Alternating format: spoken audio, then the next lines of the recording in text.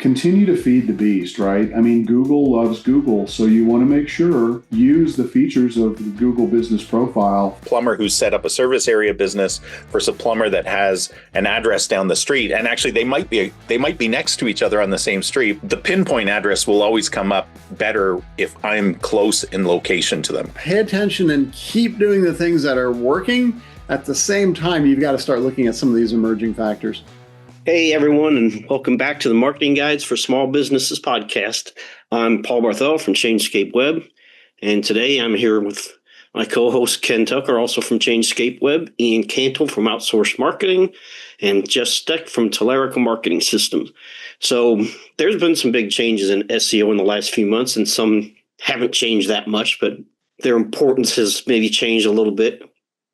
Other level of importance, and AI is having a huge impact, and if you aren't utilizing it, you are losing ground. So a lot of this information came from a ranking factors report that WhiteSpark did for 2026, and there was a ton of data in there, so this is just a small part of that report. So Ken, start with you. The absolute foundation, Google Business Profile, never changes. So what is the most foundational element, and what are some of the most important things in optimizing your Google Business Profile? Yeah. So, I mean, if since we're talking about local SEO, I just want to make sure that people understand this Yes, is absolutely. people type in, a plumber near me, like a near me type search, or, business name or business service or product plus a location.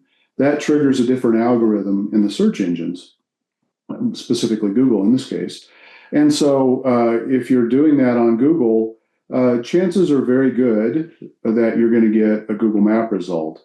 And the Google Maps results are fed by Google Business Profiles in part. So what's really important to make sure with your Google Business Profile, first of all, claim it, get ownership of it so that you can manage it and continue to update it. Make sure the information is correct. The key things that, are always really important are, the name, address, phone number.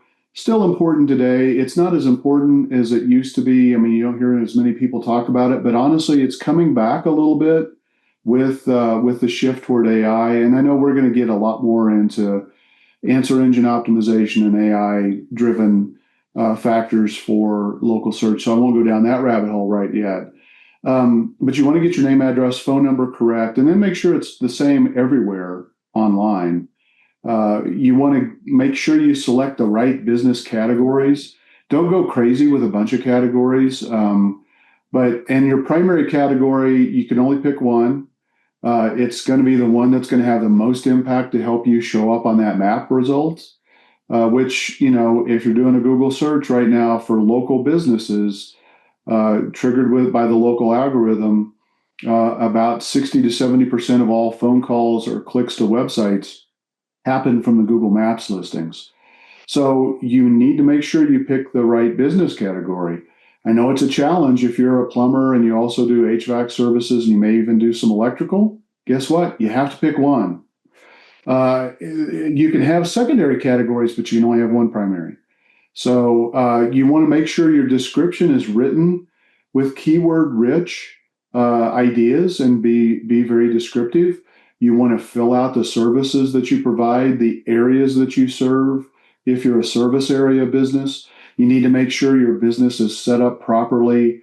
If it's a place of business where people come to, you want to publish your address. If people don't come to your place of business and you're not there to take appointments, you need to set it up as a service area at a business where it will be a radius-based business, or you can specify different locations that you serve. Make sure your hours are up to date. Paul and I have talked about this in the past. We personally both experienced this one time because we went to a restaurant that had hours published, and guess what? We drove 20 minutes to get there and found out that they weren't open. And, so we've never been back. I'm not even sure if they're still in business at this point, and I don't care.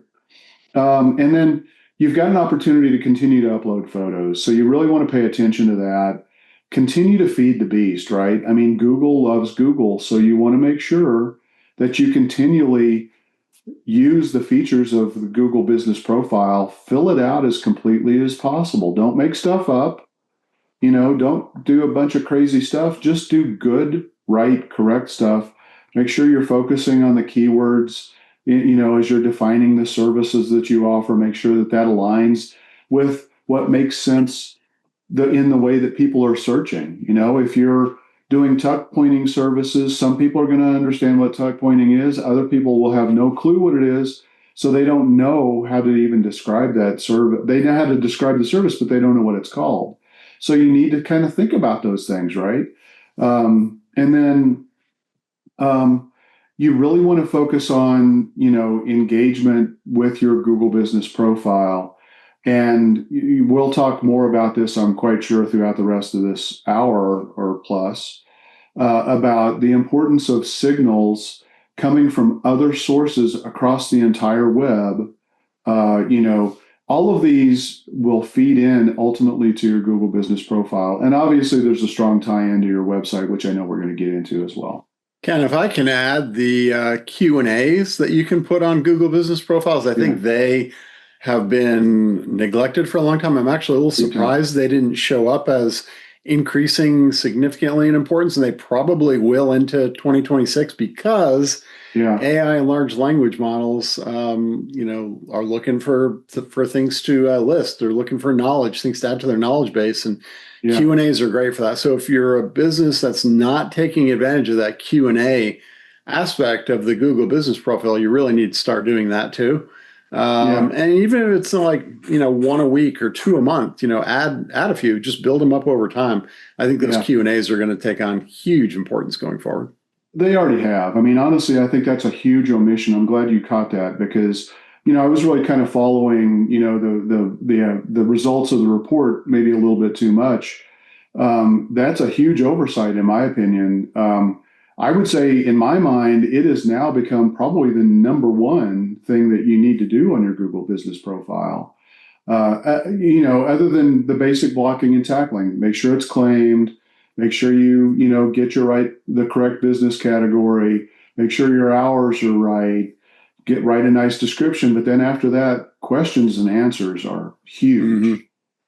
And of course, reviews, but that's not new. They've been there forever. But hey, don't be stealing my thunder, man. Yeah, bottom line, everything you can, right? Take advantage of everything possible to build as rich a profile as you can.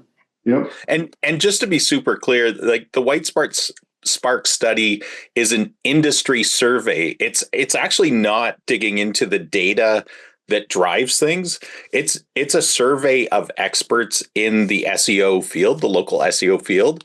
And I think that's why stuff like this gets missed, because if they don't ask the question in a specific way, they don't get the answers they want. So I just want to be clear with that, with our listeners, that this isn't a like we're looking at tests done to determine what's working, what's not, because there are lots of studies out there like that and reports that are being done all the time. But this is more of a industry survey to understand where does the industry, like where do us on this podcast think it's going. And so, very different types of studies and very different types of data, I think. So I think people should understand that, because this isn't like, hey, we tested this out and this is what's working, but these are all experts in the field and this is where they see it going. So, mm-hmm. And I think the Q&As were mentioned, but what I noticed in the survey is they gave a number, higher was more important, that how much these things influence your local rankings and your business profile over last year. And like the keywords in the services, the correct business hours, the in-store visits tracked by the mobile app, which I'm going to say a little bit about that in a minute, but the quantity of engagement signals on your Google Business Profile, those four things jump the most in importance. And so that's kind of where I was going with this. And this is where SABs kind of get screwed by Google, in my opinion, because if you have an address listed on your Google Business Profile, you actually rank better than a competitor that doesn't. And I don't know why Google does that, because if you're a service area business, you're a service area business. But And you mean in the epicenter, like if somebody, I live in a town called Bradford. If I'm searching for a plumber in Bradford and there's a service area plumber, like a plumber who's set up a service area business versus a plumber that has an address down the street, and actually they might be next to each other on the same street, but one set them up as a pinpoint address and one set it up as a service area business. The pinpoint address will always come up better if I'm close in location to them, correct? yes. Yeah.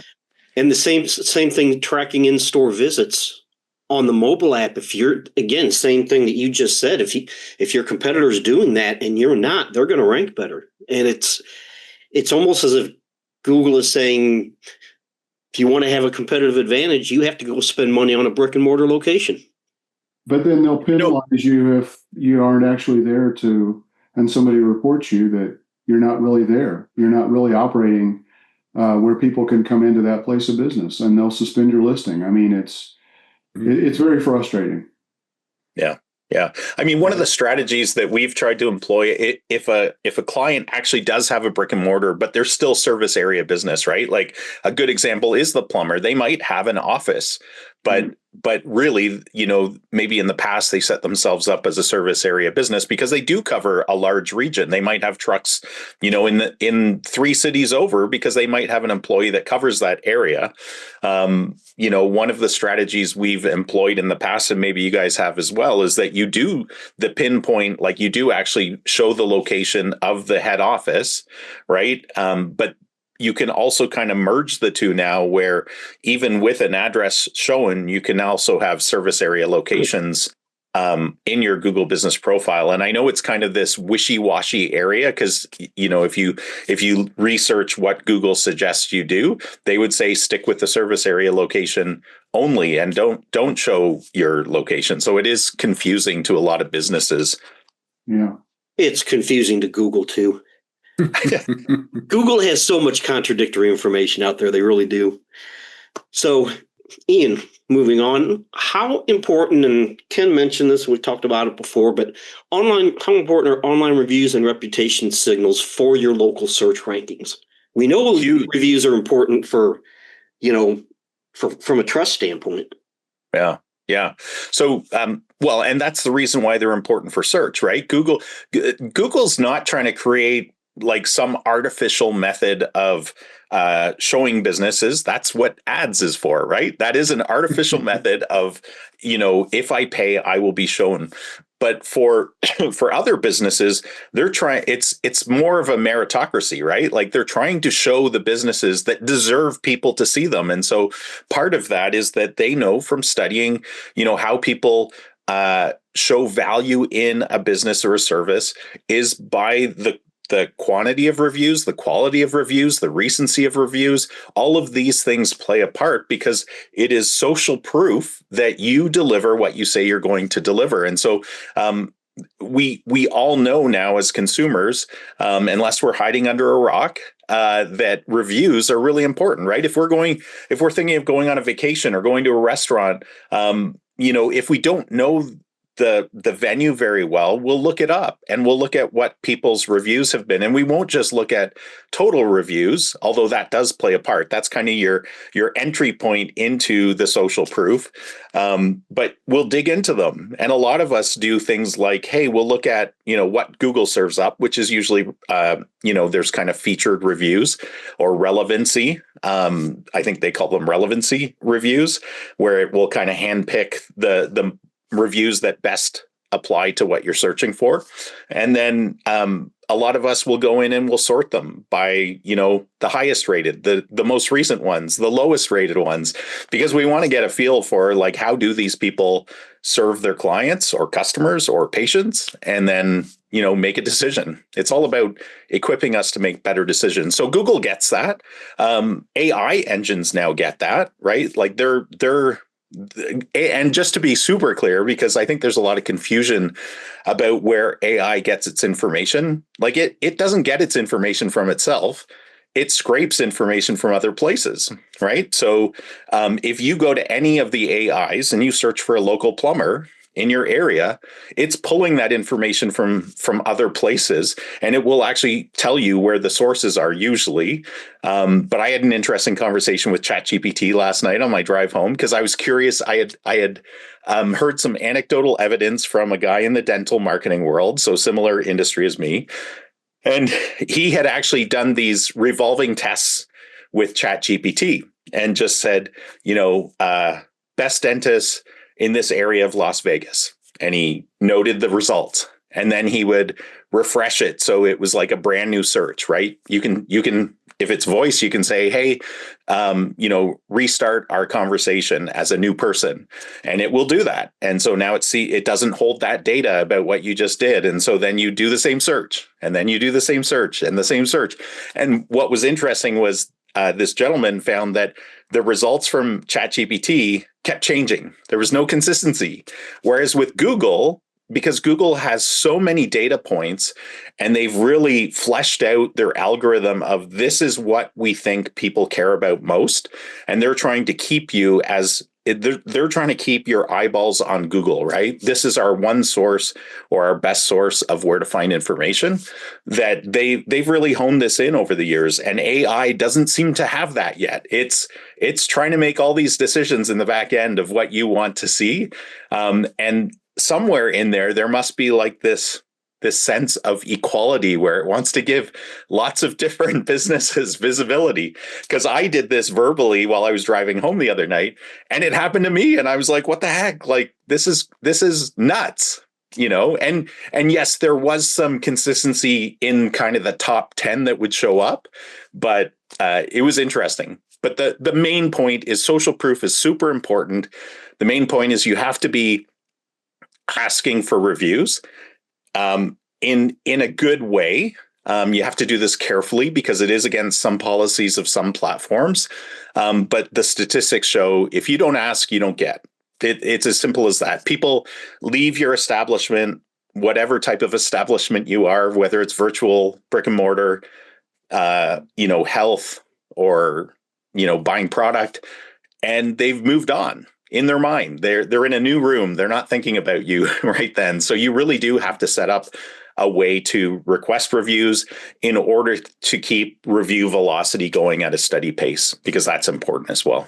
Yeah, and what's interesting about reviews is Google admits that having keywords in your reviews actually helps, but then they turn around and say, oh, but don't tell anybody what to put in their review. Yeah.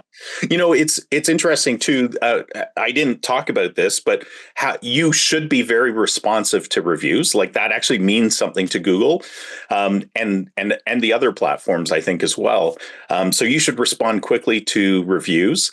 You can put keywords as well in the responses. But one of the other things that was really fascinating to me quite a while ago, before I opened up my own business, this agency, I was working for a large multinational company, and we did data research and in the retail marketplace.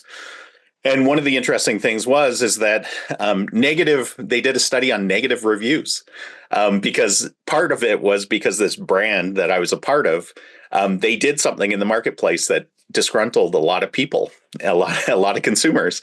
And so they did this study of how negative reviews, if handled properly, could actually turn a negative into a positive.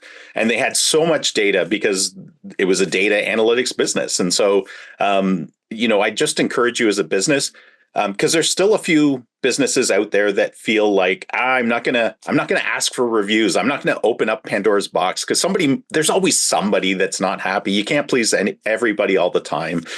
But oh my goodness, like if you're ignoring reviews, you are leaving so much money on the table, and you're doing your business a disservice, and you're doing your prospective clients, patients, customers a disservice because they can't find you. So get off it, get some reviews, ask for reviews, be intentional.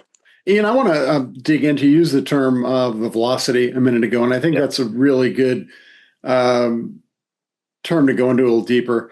Let the engineer and nerd in me come out a little bit here. So velocity, in the true technical sense, has both a magnitude and a direction.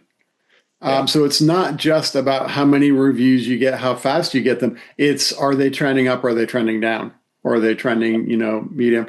So when we talk about review velocity, it's, you've got to keep getting new reviews. Ideally, you want them to be good. And you also mentioned, don't use some of the tools that'll get you banned if Google finds out. Specifically, you were alluding to review gating, right? You've got to ask people to leave a review, but you can't say, can you leave me a review, rate me first, and then I'll decide if I want to use it. That's not a consistent experience, and Google will frown upon that. But if you ask people to leave you a review, whether they do or not is up to them. Whether what they say in it is up to them. Whether it's good or bad is up to them. Then Google's okay with that. Now, building on that, the whole keywords and contexting, again, same thing. I think Google doesn't want you to put words in people's mouth. They don't want you to say, here, copy paste this into your review.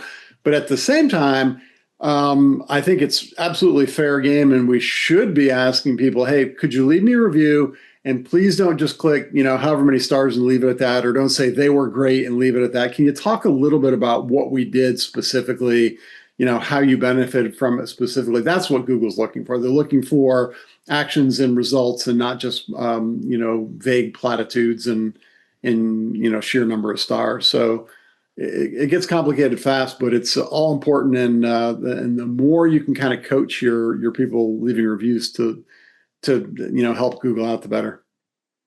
Yeah, and just not to belabor reviews, right? We have lots of interesting things to cover today, but because this is so important, and because I hear clients, usually, we as marketing consultants interact with the owners of a business, or sometimes, another leader in the business.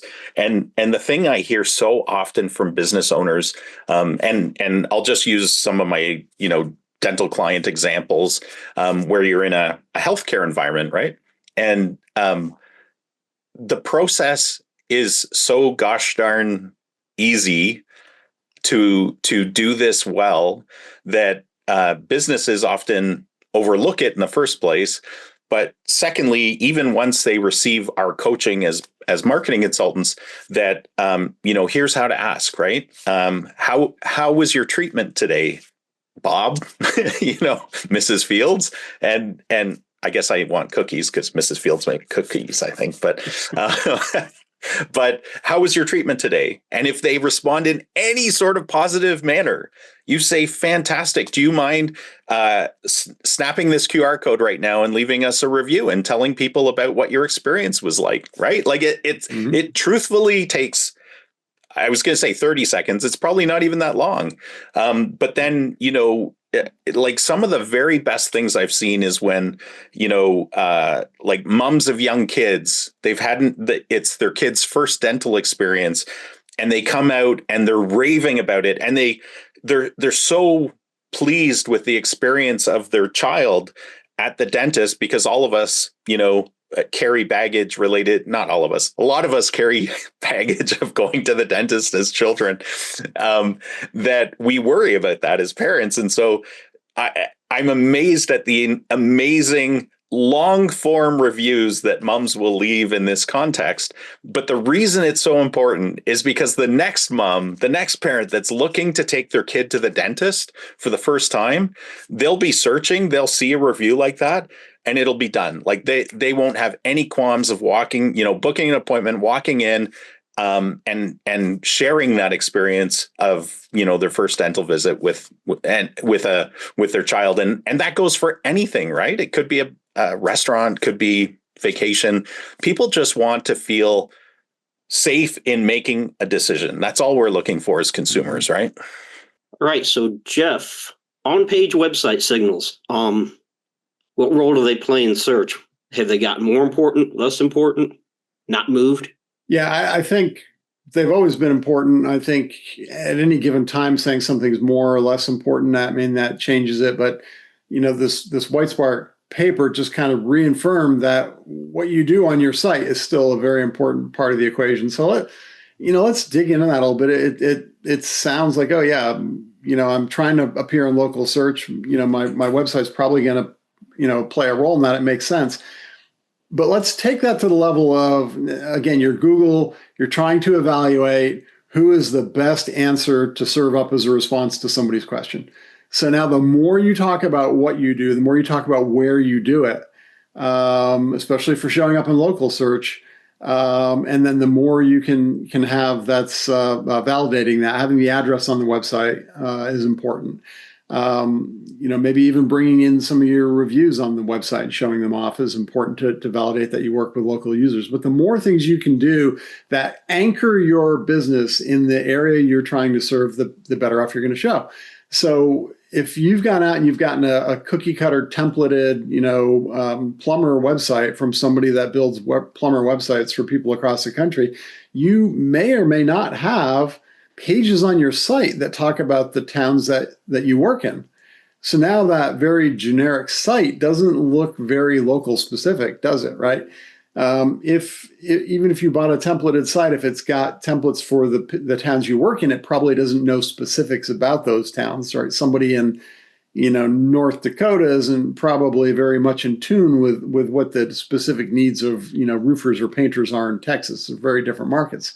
So you start to build pages on your website that talk specifically about the needs of the clients in your locales and how you service them, and then break it down into individual cities or towns, potentially neighborhoods, although that's starting to get a little extreme.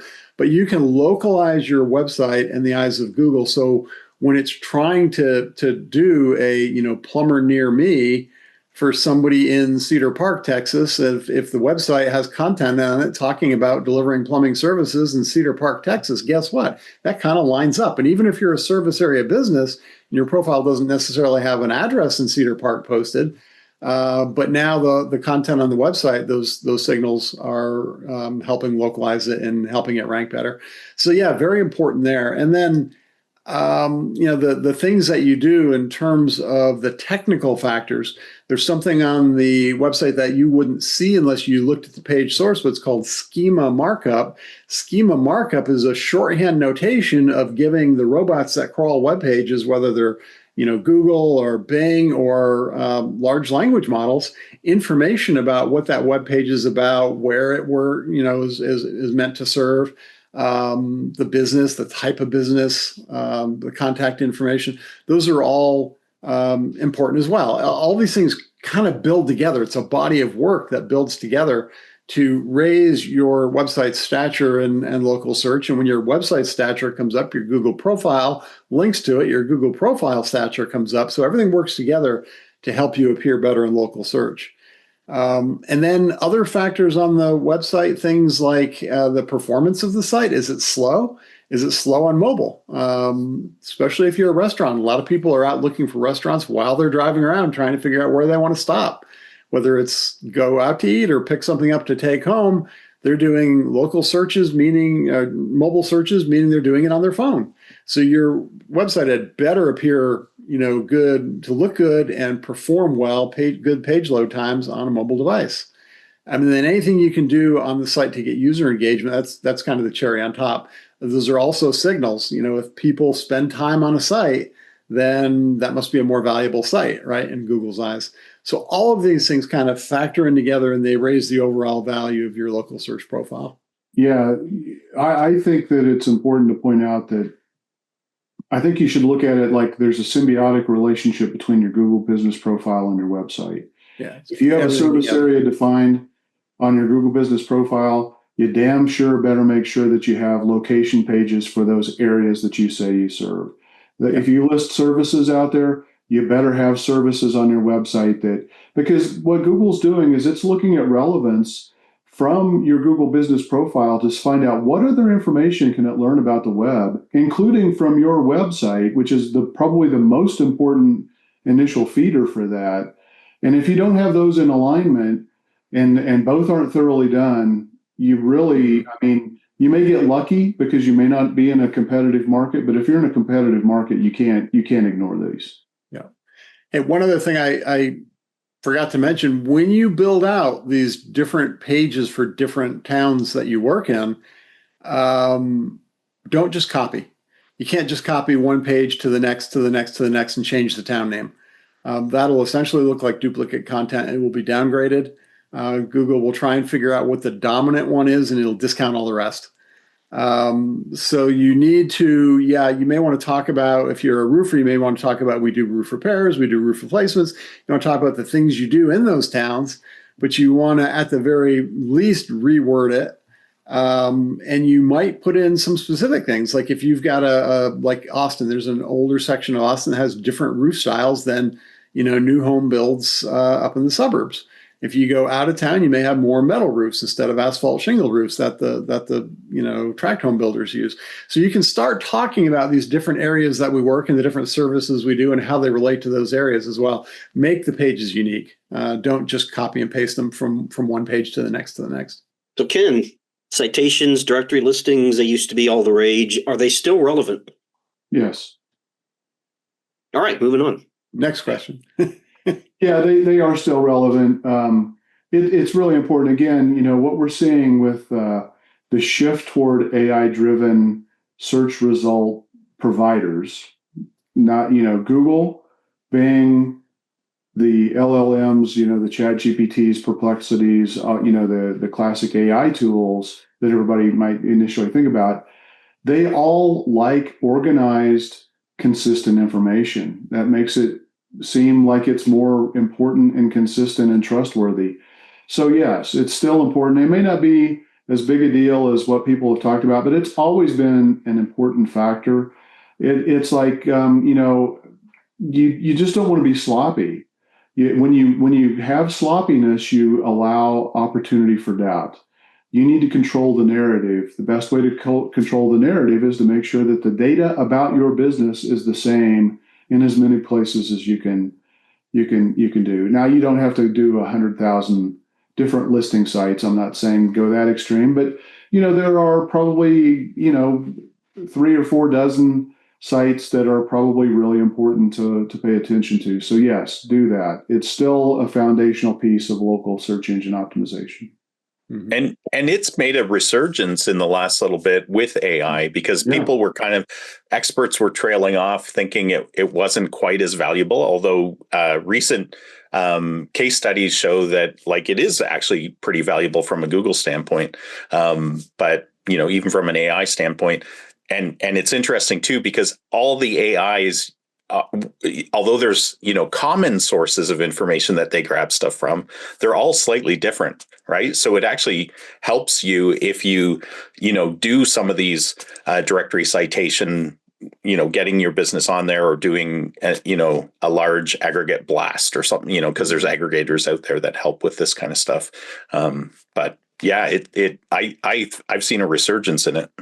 Absolutely. I have heard anecdotally, I can't point to any research, so it may be loosely correlated, but I have heard that if you're trying to verify your Google business profile, if you change your address, if you're verifying your Google business profile, and you don't have consistency with the citation directories, that's one of the things that can throw off verification and getting a profile verified. So if you're having trouble getting a profile verified after an address change, kind of look at that. You may need to go through and get your citation directories cleaned up and then try the verification again. Again, anecdotal, I haven't heard anyone at Google say that, but the bottom line, I think, Ken, you hit it. It's the consistency.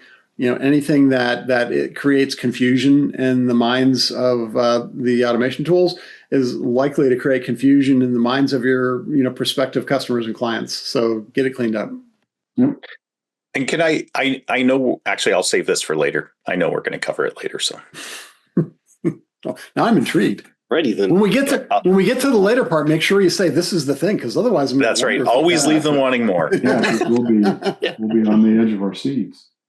This is the thing. All right. This is the thing. The one so, thing. Ian, what behavioral signals does Google appear to use according to this report? Because Google's never going to tell you what they actually use, but there's some data out there that suggests they look at certain things. Yeah.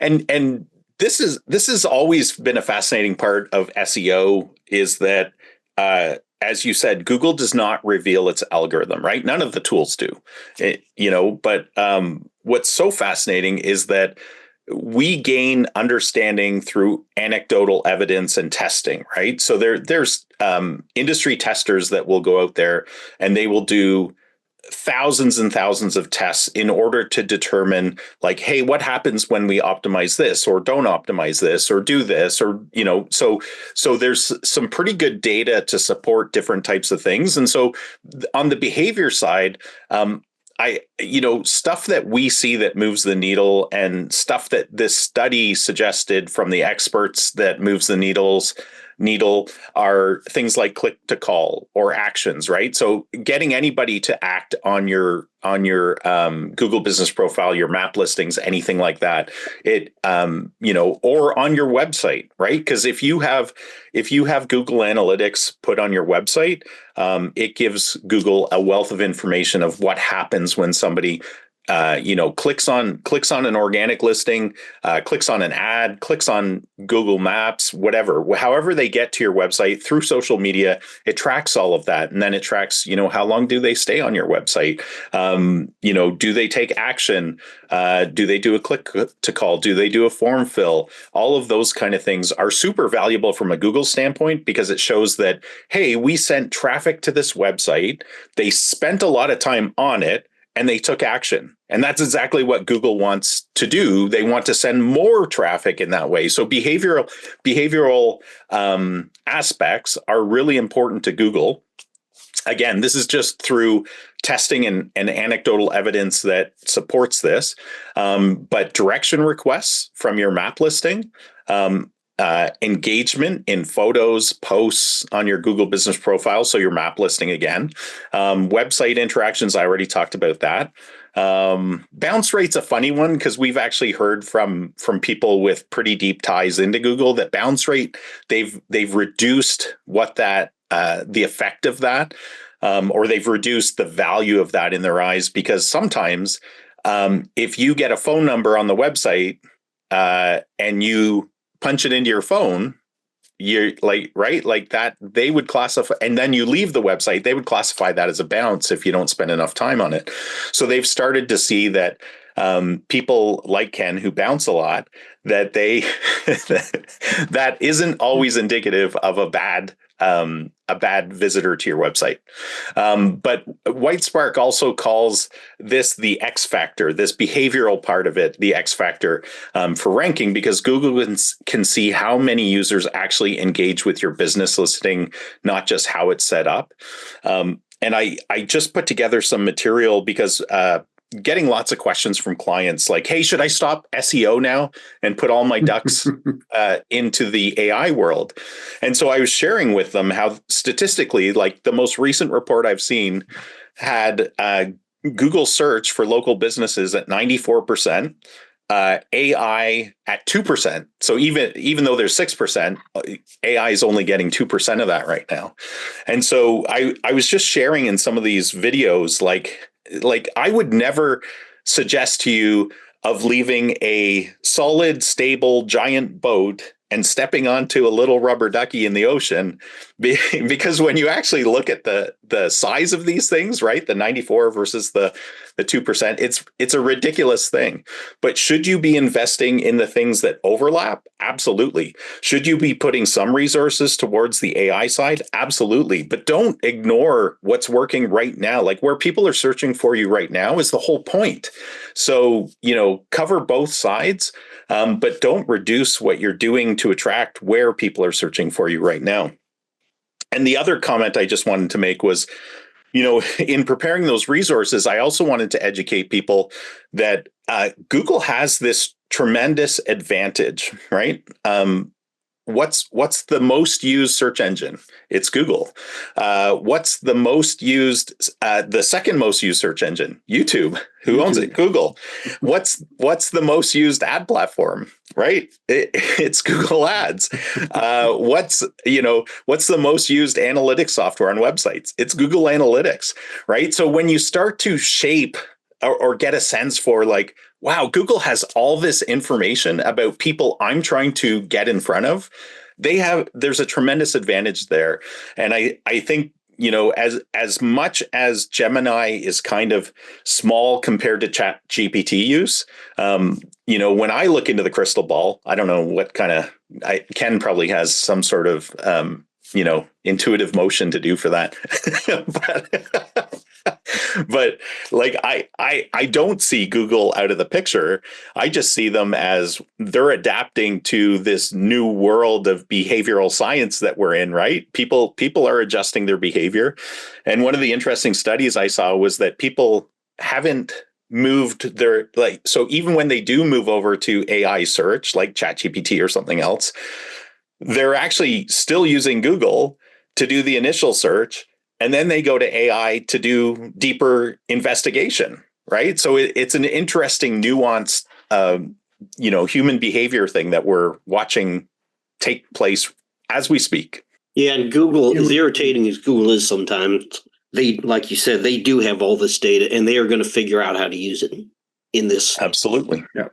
In this. Well, like you mentioned Gemini, and Gemini doesn't usually come up in conversations with AI tools. It may for people that use it, of course, but don't count it out and don't underestimate it for the reasons you said. Google's got everything, and if you want any more proof that Gemini is going to be an increasingly dominant and major player in the AI world, Apple is supposedly on the verge of signing $1 billion deal to have Gemini power, a special version of Gemini power Siri. So think about that, right? What that means. Yeah, that says that Gemini should have Google Maps power Apple Maps too, so you don't drive off a cliff. Yeah. Well, and one I didn't even mention, like Gmail, right? Gmail, whether it's the unbranded or the branded version, right? Your own domain. Like again, another huge source of information. But one of the interesting things too about this conversation is that not every Google search you do, but a lot of Google searches you do now has the AI summary from Gemini at the top, right? Mm-hmm. And what I'm finding interesting right now is that because it's not like an isolated platform, unless you do run Gemini by itself, right, through Chrome or something else, that the reporting on the usage of Gemini, right, those AI summaries and the information people are getting is almost non-existent. Like I'm not seeing any true data that's supporting it. Right? Even when people come to your website, Google Analytics doesn't report it that way. It'll just report it as, from an organic search result. So, some of this stuff is evolving and we'll have to figure out it as we go. But yeah, certainly they're a powerhouse for sure. Yeah. So Jeff, there's been a lot of changes in local search. Obviously, we've been talking about them. So what are some emerging factors that are worth watching? Yeah, I'll hit this really quick because I definitely want to get onto the AI section coming up. But yeah, I should have put that first. No, if we put that first, that's all we talk about, right? I will say, Ian, what you said in your last question about, don't ignore what's working now in the chase of something new. I agree with that. But at the same time, the flip side is true. Don't put off what's new and emerging for 100%. The benefit of what's already working, right? You can't become one of those guys. Well, this is the way we always did it for 20 years. So yeah, pay attention and keep doing the things that are working. At the same time, you've got to start looking at some of these emerging factors. And you get a lot of clues by the capabilities that Google gives you on your profile. We talked about Q&A earlier. There's also the services listing, and you can list out, very itemized all the services that you offer. So if you're a painter, you can talk about interior, exterior, you can talk about decks, you can talk about fences, you can talk about doors, you can talk about trim painting, you can talk about drywall repair, you can talk, there's a long, long list of things. Be careful because Google is actually going in on profiles and taking it upon themselves to make it better for you. They will pick potentially even changing your business category, but for sure on the services, they'll go in and they'll make changes and put them in there. And if you don't react to it within a certain amount of time, they just say, okay, they must be okay with this. We're just going to make it publish it and make it public now. So you got to stay on top of your profile. You got to stay on top of these things. What I'm trying to say is don't only leverage the services that you can, but don't assume that something that's there is going to stay as it was. You got to monitor, you got to adjust. And Google may be picking, or some other management tool that you're using in your profile, maybe picking a suite of services for you that aren't necessarily reflective of your business. So it still comes down to you to be making sure everything's correct. And then use the new emerging things to your advantage. So list the services you can. If you're a restaurant, make sure your menu's up on there. People driving around looking at where to go eat, they want to look at a menu. So, you definitely want to have that. It's a direct ranking trigger for restaurants. Make it easy for people to get to you, the bookings or the orders if you're a restaurant ordering online. Put all that stuff in your profile. You can put links to your social media in your profile. It's probably not as high a ranking factor because Google wants to keep you on their site, not have you go off to Facebook. But the more, again, it goes back to the body of work, the more you can build things out, the better. If there are peak times or popular times that data will populate and will show, that's something to pay attention to and use. And then, of course, AI-driven search. That goes back to you may not be showing up on AI-driven search right now, but if you don't take the steps necessary to show up on AI-driven search, you probably won't show up later. So that's what triggered my keep doing the things that are working, but don't. It's not a either or. It's a yes and. We need to do everything we have been and more. And leverage everything you can is the bottom line. Yeah, and I hope, Jeff, I just wanted to be clear. I hope you didn't hear, and I hope our listeners didn't hear that I was suggesting that. I actually see it as because marketing is an investment, right? So I like to use the analogy of financial investment, right? I don't want to bankrupt today by focusing solely on my future investments in startups or something that might have no value at this point, right? So just thinking through that, right? You want to continue to you do not want to lessen your investment in what's working today, because that is still the competitive landscape that is winning today and probably for the next 9, 10, 11, 12, who knows, right? We don't know. But as I said before, you need to start investing wisely in the stuff that's going to be the future as well. But here's the good news. The things that are working and have been working on SEO for the last 3 years are the things that work on AI. There are some additional activities you have to be doing to do on AI. But if you haven't been focusing on SEO for the last 3 years, doing the best practices, that's what's hurting you for AI right now. So invest wisely. Yeah, it's foundational and it's still content driven. If you haven't been putting FAQs on your website, then, guess what? Google's not finding FAQs, neither is AI. So double bang for the buck when you start putting FAQs on your website. Yeah, where do people think the information comes from? Yeah. If not you, your competitor. Right. For Google and AI. Yep. All right. So Ken, back to you. How should a business prioritize their SEO work given, limited time, limited resources? Yeah. I think, what Jeff was just saying about FAQs, honestly, I think that's the low-hanging fruit that is a great way for people to get started because it's a double win. It wins on your website and it wins when you put them in as Google questions and answers. And it's a hugely overlooked thing. It's so easy. Businesses struggle so much to create content, and frequently asked questions is just that great way to get your content engine revved up. And it's exactly, for those of us that have been doing SEO for a long time, this is nothing new. FAQs is, it's something we've always done. But it's more important now than ever. So do that. If you're really a local business focused in getting business in a local market where you're either serving a local area or people are coming to your place of business locally, your Google Business Profile being optimized is extremely important. So that's a very important step. Getting the review generation machine going, having that steady stream of reviews coming in. It should be natural based on the flow of your business. If you're a restaurant, you might get dozens, if not hundreds a week. If you're a painter, you might get 2 or 3 a week. So, but it should be matched to your business, but it needs to be consistent, a steady stream. Jeff talked about review velocity, and that's a very important concept. Make sure that you have local content on your website. I recommend strongly that you should have your website audit. You should have your online presence audited, because we haven't talked about answer engine optimization yet, that concept, but that plus local SEO, you need to be reviewing your website, your Google business profile, what you're doing on YouTube, all of these different things in conjunction with one another. And that's going to give you a really great action plan. And most of these things are things that I would strongly recommend in pretty much, not exactly, but the same priority. Cleaning up your citations to make sure you don't have any bad, incorrect information out there.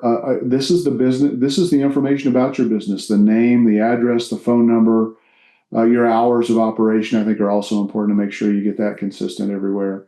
Look at how people are engaging with the content that you're posting through your Google Business Profile, your posts, photos. Are you doing offers? You can do. There's a Google Post style where you can actually have an offer out there available for people. So many businesses do not take advantage of that. That's a huge missed opportunity.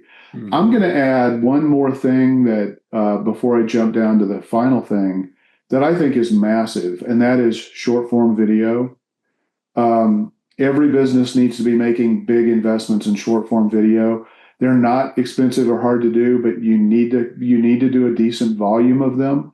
These are the portrait style videos that go on YouTube as a short video, or Instagram Reels, Facebook Reels, TikTok. That's massive. That's creating a lot of visibility, and it gives you the opportunity to drive a decent amount of traffic to your website, but also send a lot of social signals and get a lot of engagement. So really important factor to include. I can't believe that was omitted in this list. Again, I think, Ian, it was you that mentioned that, Google owns YouTube. So take advantage of that. The last thing is, and these all kind of tie in together. You got to look at the emerging things, the AI factors that are changing. This, we've talked in the past about brand mentions versus the classic link from an external website back to your website. While both are important, the emerging thing is get your business mentioned across the web. We're employing a strategy where we're getting content published on hundreds of websites. This is not content that goes on our client's website. It's content that is designed to build signals and generate links back to the client's website, and does both in every possible form of content that is relevant right now. 6, 7, 8 different types of content, podcasts for audio, different types of videos, infographics, social media sites, including Pinterest. Don't forget about Reddit. It's omni-channel. We've talked about it so many times, omni-channel marketing. You can't do omni-channel all at once. You need to build a roadmap to be able to get there to do that. There are obviously priority things that you need to do. I'm a huge believer, I know Ian is, and Jeff, I think you are too, about bootstrapping, trying to find ways to get quick wins to help fuel your marketing investment. We know that you can't just pull money out of the air. So it's all of those things. All right. So Ian, we've talked about some of these things. This is always one of my favorite questions. What are some of the biggest mistakes that local businesses make when it comes to ranking on Google? Yeah, it was interesting in the research. They said the summary was the research shows that most local SEO failures don't come from doing nothing. Although that is bad, right? If you do nothing, you're not going to help yourself. But it comes from doing the wrong things or doing them inconsistently. So we all see this, right? We've seen businesses that, suddenly do a whole bunch of social media and then they disappear, and that doesn't help them, right? But from a local SEO standpoint, see this one all the time, set it and forget it mentality, right? You can't do that with your website. You can't do that with your Google Business Profile. You can't do that with the different things, the different optimizations on Google Business Profile, like the questions and answers that these guys have talked about, the reviews, the updates, the posts, the photos, right? Like you need to be doing stuff in order for Google to see you as an active business. So you need to be focusing on continuously involving yourself in Google Business Profiles. This has already been talked about, but inconsistent or incorrect name, address, phone number, whether it's in Google Business Profile, other directory citations, ignoring the reviews. We've talked about that. Super important. This one I think is so important and often overlooked because I get all sorts of businesses coming to me saying, hey, can you help me on local search, attract more leads? And, they say we invested in the website, in the last 6 months. So it's fine. So I don't need a new website. I go to the website and it has thin or generic website content or duplicate, like close enough to duplicate content as, 3 different competitors in their marketplace because they've all hired the same company that does template websites. So, that making sure that your virtual brick and mortar business, that's a new term I'm going with now, virtual brick and mortar business, Virtual brick and mortar, which is your website. If you invest in a brick and mortar business because it helps your business, then you need to invest in your virtual brick and mortar business because that is the only property that you own on the internet, right? So invest smart, wisely. Don't ignore it. Don't set it and forget it. Technical issues. This wasn't listed as one of the top ones, but this is one of the ones I come across all the time. So I wanted to mention it. And that is we do website audits as well to see like what's affecting their SEO. And the reason this is important is because Google cares, right? First of all, Google cares because it's a bad user experience. If links are broken, images don't show up, the navigation doesn't make sense, the H tag, heading tags aren't used properly. It just confuses the search engines and the AIs, but it also confuses people, and that's why they care. So technical issues are huge. Fix those technical issues. Super low-hanging fruit. Keyword stuffing, your business name shouldn't be doing that, but people do it. Not tracking or learning your engagement metrics, right? So the number of times companies have come to me and they don't have Google Analytics on their website, or it hasn't been touched in the last 4 years. So they still have the old version of Google Analytics, which actually doesn't work anymore. And they haven't updated it to GA4, right? So they got to get that working for them in order to understand like what's actually happening on our website. Like those are just a few, but again, I think the set it and forget it one is probably, if you take one thing away from the mistakes, invest. Like this is not a one-time investment. You attracting new clients, customers, or patients is an ongoing process if you want it to work. So if you want to consistently attract new clients, customers, or patients, you need to be investing wisely in that continuously. Yeah, one thing, Ian, too, I know you were trying to be fairly brief because we're running short on time, but, video updates. I mentioned short form video. Guess what? That video should go on your Google Business Profile as well. Agreed. Yeah, and one other thing that I thought I didn't put it in here, but then it is important is the technical aspects, which we've talked about. But if you don't do those things, if you don't keep things updated, the latest version of WordPress or whatever you use, the latest version of PHP, not updating plugins, you're going to get hacked. Yeah. Mm-hmm. And just to support that too, like I'm always amazed that businesses have no idea what's happening in the background of their website. And a lot of web developers, web designers, that they do a set it and forget it, and they don't even keep up with this stuff. And so, I know you guys all deal with this, but like things like WordPress is the most used platform for websites in the world. It is also the hardest platform for us as businesses, and specifically us as, web developers or SEO or marketing consultants, to keep these things updated, because like the number of updates on one website fluctuates crazy. But like you could have, 30 updates on your website in a matter of 2 to 3 weeks.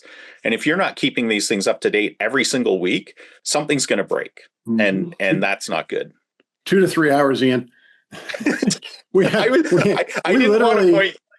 didn't want to point you out, Jeff, but I know you're like pulling your hair out sometimes, right? And so am I. We literally updated a client website, one morning last week, and I was in it in the afternoon. I had 11 updates that were needed.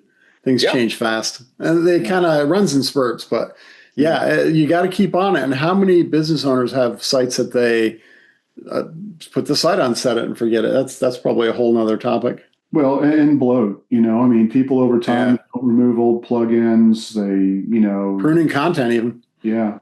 So, yeah. And I'm literally surprised. I don't even know the word to say because I'm shocked by this. Flabbergasted. I think you're looking for I'm flabbergasted. Yes, thank you.